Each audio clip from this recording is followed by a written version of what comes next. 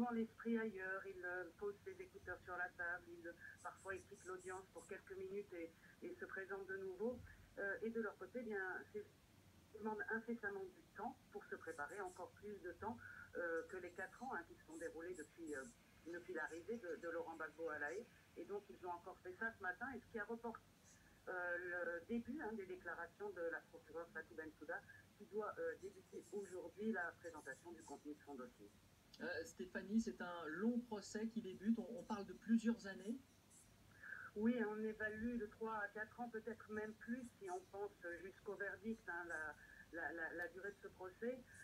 Il faut savoir que le procureur prévoit d'appeler 138 témoins pour démontrer en fait que les deux hommes ont mis en œuvre un plan en commun pour permettre à Laurent Gbagbo de rester au pouvoir par tous les moyens, y compris par les crimes. On leur reproche des attaques contre les civils, des viols et des persécutions et des meurtres.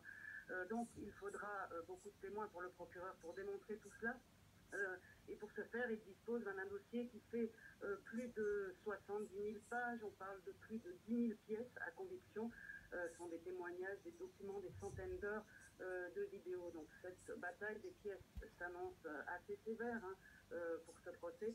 Et la défense a reproché même au procureur ce matin de ne pas avoir demandé à la France ou à l'ONU de fournir des pièces à décharge sur le contexte de la crise ivoirienne de 2010. Stéphanie Maupin en direct de La Haye pour France 24. Merci Stéphanie. L'autre événement du